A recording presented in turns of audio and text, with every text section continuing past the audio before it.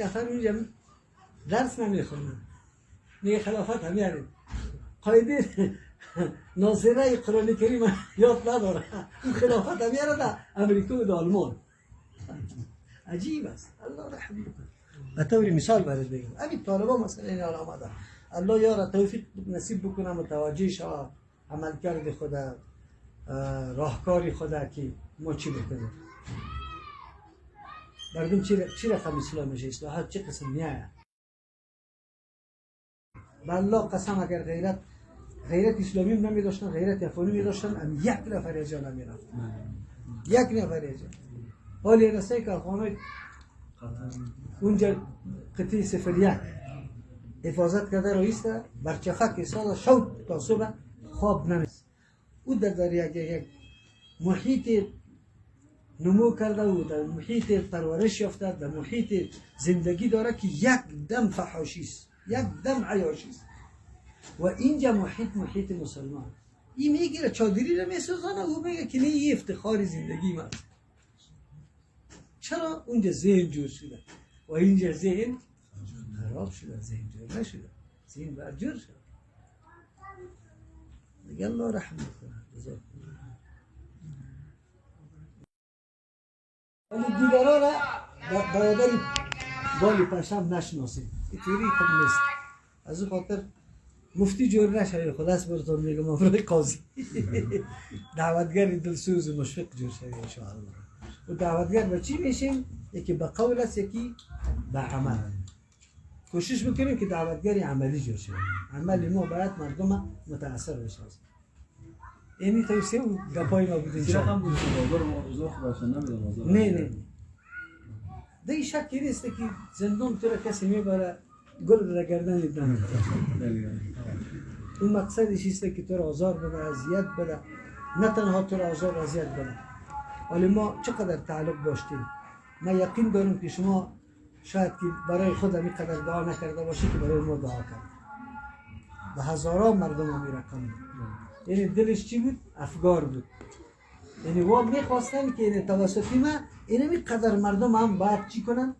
اذیت برسانن اینی هدف استعمار است هدف کفار است که مسلمان ها باید روزی خوش نداشته باشد و نفس خوش هم نکشن یا باید اینمی قسم زجر ببینن تکلیف ببینن ولی نمیبینن همین حالت است که سری مردم آورده فیلم پر نمیکنه در تهاره یک کسی را بگذار تهروان میگپا موجود باشه عملی تهاره موجود باشه اونجا در چوکی در تهاره تو را نمیگذاره که تو خلاف یک کمی کج نشسته باشی میگه تهاره حرکت نمیکنه تا که تو خود برابر او اینجا یاد در تیری تهاره برده میشه یا پرواز میده خودش هم پرواز میده این اشکال نیست این فیلم پوری نیست این مردم ملت ولی یا باز افسوس به غیرت این مردم که باز بایکای خود پشت کرده طرفش روان است باید برش بگفت که عمیق قدر فریب کردیم تا لعنت بسری عمل کردی تا والله قسم اگر غیرت اسلامی نمی داشتن غیرت افغانی می داشتن هم یک نفر از جا نمی رفت یک نفر از جا حالی رسه که افغانای اونجا قطعه 01 حفاظت کرده رئیسته برچفک سال شود تا صبح خواب نمی کنه که امریکایی را نگاه بکنه که چی خدمت کرده؟ به خاطر که اینجا شود خانه مردم آمده قرآن از بین برده حدیث از بین برده مسلمان از بین برده عزت پایمال کرده حیثیت پایمال کرده یا غیرداری شبیه کنه با سبا یک مولا جنازی همی آدم هم میخونه میگه بسیار خوب آدم الله ببخشه چرا خوب آدم بود 50 روپیه ده مسجد کمک کرده اینطوری مردم هست این حالت های ماست خوب مردم ملامت نمیکنیم چرا که مردم نفهمیدن ولی جوانه که من ختما نشینه ایره من نفهمانم از کجا بفهمم اهمیت اسلام حیثیت اسلام عزت اسلام و فقر بیچارگی را سری خود بگیره گشنگی را بگیره مثلا مرگ اینجا سری خود لازم کنه اما نوکری یک کافر را نکنه یک یهود نصارا را نکنه چی ضرورت داره همین که ترجمانی کردن سالا و این ملت ها را نعوذ بالله جاسوسی کرده زدن تو امروز کجا میری آخر در مقبره کفار مردید دفن شد به می خاطر میگریزی ما امروز خطبه نداشتیم وگرنه ما باز کفگیری میکنه. ما که زنگ زدم برات پرسان کردم گفتی خطبه نه. بعضی بعضی مصلحت‌ها بود دیگه اینطور خوب نیست. پیشتر باید گفتیم تیزی نکنیم. شما خود تیزی نکنیم. بسیار سنجیده قدم بگذاریم. درسته قبل باران گپ زدیم. خوب است. این استاد چه رقم بود باز اونجا چطور وقتا تیر میشید و چه رقم استقامت میکردین؟ اینیا رو راهایی که شما استفاده میکنین چه رقم؟ الحمدلله مجموعه تمام محاسن ایمان است. همراه کسی که ایمان باشه انشاءالله که هر قسم روز سرش بیاره به خنده تیر میشه، به خوبی تیر میشه. سخت‌ترین روزها در بگرام بود که ما مثلا هیچ نه شب میشناختیم نه روز میشناختیم و در 25 روز من نه آفتاب دیدم نه یبی کدام. فقط در داخل اتاق پس در تحقیق هم که برده میشدم گوشک انداخته میشد، کلاه انداخته میشد، زولانه انداخته میشد، ورچک انداخته میشد و ما به پای خود نمی رفتیم. در بایسیکلکای معیوبین ما را می برده پیش سرنوان پس می برد. لیکن ما میگم که نه، در زندگی من لذتناکترین روزها بود. بگو چرا؟ به خاطری که اسباب ظاهری مکمل ختم بود، وجود نداشت. بجز از کی؟ توجه به الله سبحانه و تعالی. و دیگه بهترین لحظه. بعد از اون که انتقال کردیم در ریاست چل اینجا خو آشنا بودم، سابق اینجا رفته بودم نه؟ برای من اینطور معلوم میشد که در اتاق سابقی باز یک دفعه آمده خبر سرم تاثیر نداشت. بازم خوب بود الحمدلله. دعوت ما، پروگرام ما، تنها تسلی که به زندانیا داریم همین کفایت میکنه. کسایی که جدید نه واقعا بسیار سخت سرش تمام میشه. بسیار تحمل ساعتها سخت است. وقتی تو را تسلی میدی مثلا برش میگی که خیر است، اینطور است، اینطور حالت نه، پروا نداره، خود قوی کن، راهنمایی سوالای سرانوالا این گپا که برش گفتیم کلش انشالله دعوت خیر بوده. و دیگه درس در پولیس درس قرآن کریم هم داشتیم. باز او ترجایی که از کلگی درس خود میشنه. تو گریانا میکردن که همین گپ میزدم دست دلی از همین بچه ها گپ میزنن وی والا موریزه ما مادر خدا بسیار خور دادم وی ما بسیار همین آورده اینجا که پس رفتیم مادر بشناس، پدر بشناس، دوست بشناس، همسایه بشناس، اسلام بشناس. اینطوری گپا هست. باز یا چی که رفتیم در پلیچرخی خود دیگه میمان خانه است. 500 نفر قیتو موجود باشه، چای تام بگو بر شب و روز بگو چای تام دم کردگی دیگه چی میکنی خلاص. نمیت تام گرفتگی احساس خطرم نداری که الان سفری اکامت ولی میگیره. باور به الله بکنی ما اکثر همیشه در فکری بیرون بدیم که بیرون دوستا خیلی در خطر است، خیلی در حالت مزیقه قرار داره و این خبیثا فقط هدفشان اینمی بود، هیچ هدف نبود. اینمی جنگا که شروع شده بود کلش برای ازی بود که محو قرآن و سنت بکنه. چون در دنیا یک دم این فکر در بین مردم پیدا شد که به مرجع اصلی دین رجوع کنیم که قرآن و حدیث است و این مسلمان یک مشت می سازد. سرحدا از بین میره، تفرقه ها از بین میره، امت اسلامی بیدار میشه. این کلی اینمی گفاره که میبینه صرف به خاطر اینمی گفت بود که درسی رجوع به سوی قرآن و حدیث باید نشه. این از بین برده شد و این امت یک مشت نشه، بیدار نشه. کل دیگه مقصدش اینه از سوالاتشان از همه گفتنش.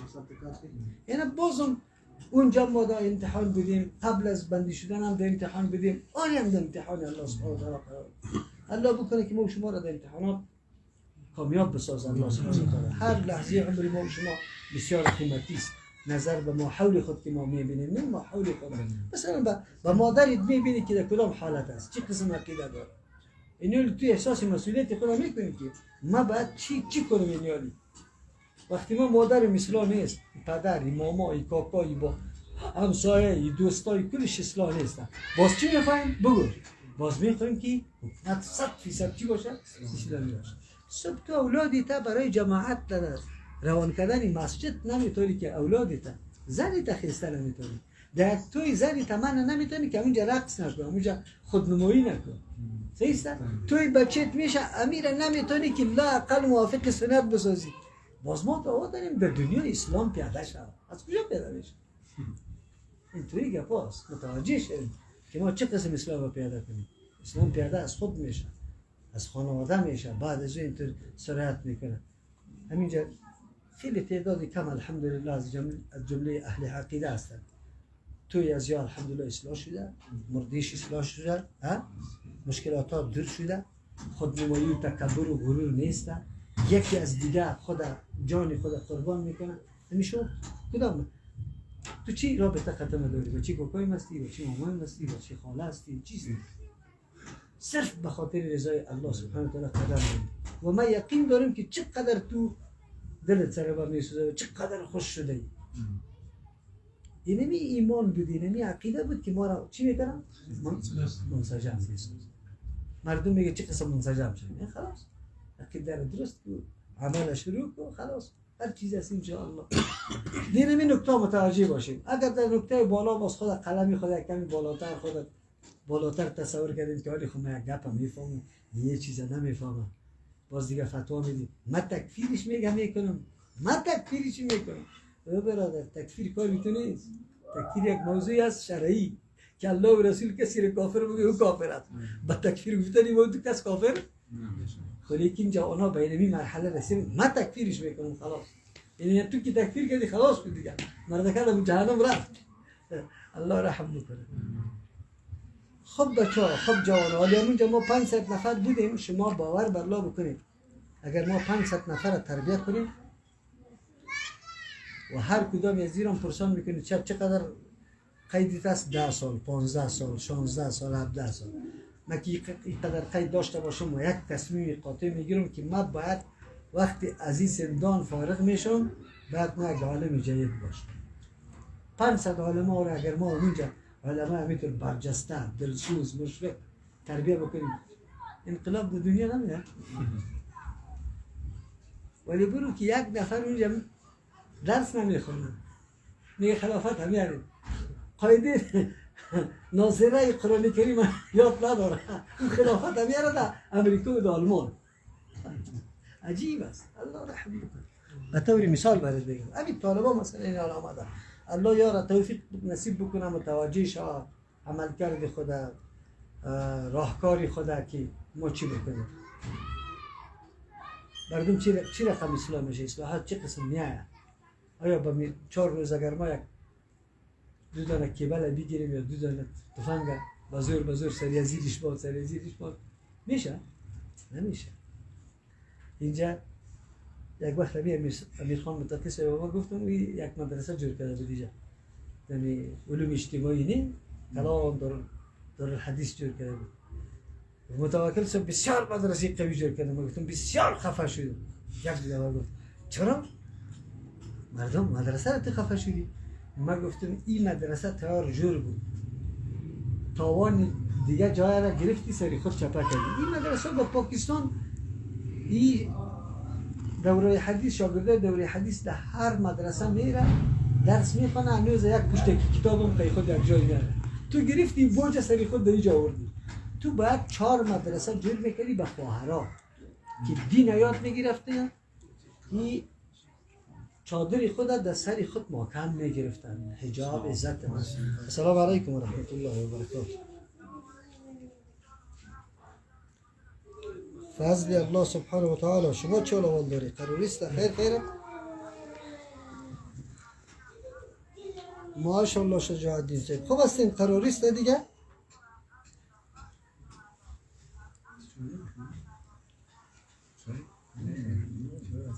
الله سبحانه و تعالی عزتمند داشته باشه شما را هم. دوستای دیگه خوب هستن کلگی؟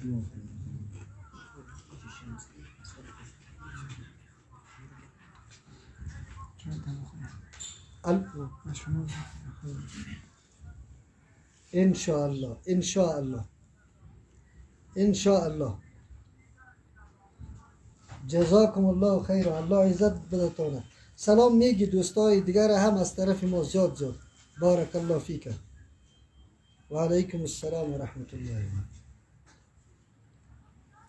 گپ ما در کجا رسید؟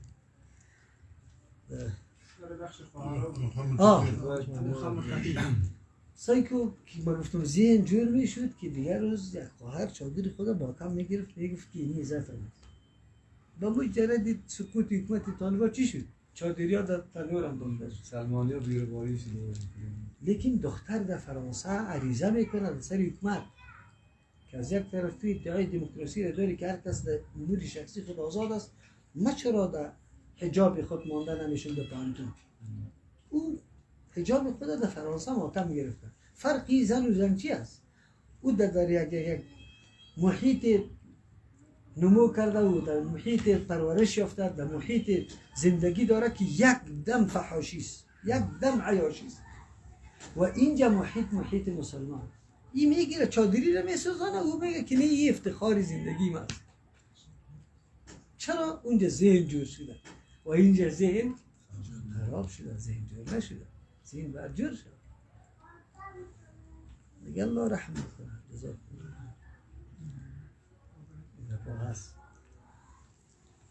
امروز اگه خطبه میدادن بسیار خوب میشه. خوب است، خیر است انشاءالله. اگر حیات باقی بود انشاءالله میشه خطبه ها میشه انشاءالله. راست خوب میتونستین احساسات رو صحیح بیان کنیم یه هفته بعدی انشاءالله. الله میرمان. یک دفعه دیگر یک ویدیو هم تو بسیار در جوش آمدین هم تو گپار هم تو بسیار آزادانه میزن. یک نفر سوال آورد دوره اون سر میز ما شما از بس که بسیار هیجانی شده رقیمی میداره زدید سوال پریده رفت. این احتمال امروی بچه هم میشتید تکرار سعی میگنیم دیسته که استاد سوال با یک کسی اینجا ماندن باشی آمده بود. باز ما خود گپ نزدم نه چون ماندن باشی آمده بود. باز همینطور گپ یادآور شد که ما یک کمی بیخی قدر احساساتی میشیم که هیچ پرسان نکنیم. باز ما چیزی نگفتم که فرق است. شما را گفتن زیاد احساساتی میشین؟ نه ما را نگفتن، خودشان اشاره همینطور بود. خواه اشاره همینطور بود، مستقیم من را نگفت بود. گپش مقصدش همی بود. یک کسی دیگه می سوالا را زیاد کردن از ما. میگه تو که ترجمه می باشی خبرچی نیستی، خیلی عادی گپ میزنی. در مجلس ها که گپ میزنی عادی است. اما تو در سر خطبه خیلی زیاد چی میشی. باز ما گفتیم که رسول الله صلی الله علیه وسلم زمانی که یک معامله صورت میگرفت که در اونجا حد که حرمت شعائر الله میامد، یا موضوع توحید گپش چی میشود یا موضوع سنت، رسول الله صلی الله علیه وسلم سخت در غضب میشود. تا اندازه که در حدیث میاد که احمرت وجهه، روی سرخ میگشت کانه فوقع علیه حب الرمان. تو بگویی که دانه انار سرش میده کرده ترقانده و انت فقط اوداجه، رگا همینطور میپنگی و علا صوته، آوازش بلند میشد. علتش چی بود؟ به خاطری که مخاطبین آگاه بسازه که این موضوع بسیار خطرناک است. به طور مثال براتون بگم، اما یک 3 نفر آمدن ازواج مطهرات سوال کردن که رسول الله صلی الله علیه و چی رقم میکنه شب، چی رقم روزه میگیره؟ چی گوی روزه میگیره، گوی میخوره، گویش نماز میخونه، گوی نمیخونه. یا امی گفتاره که از ازواج مطهرات چی میدن این را خیلی کم دانستن.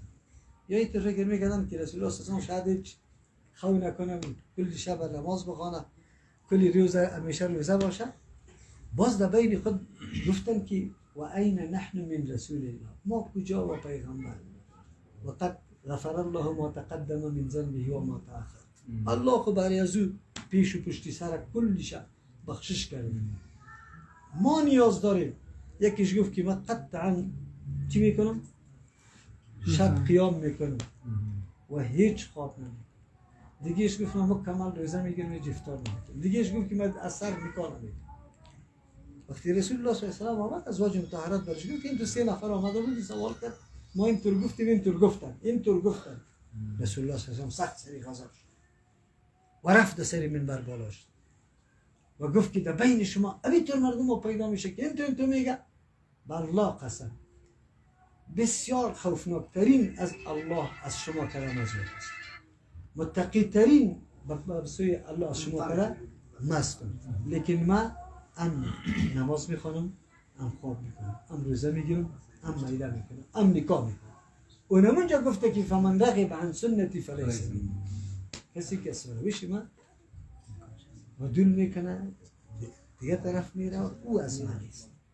یعنی اونجا خیلی زیاد احساساتی گپ زد. چرا؟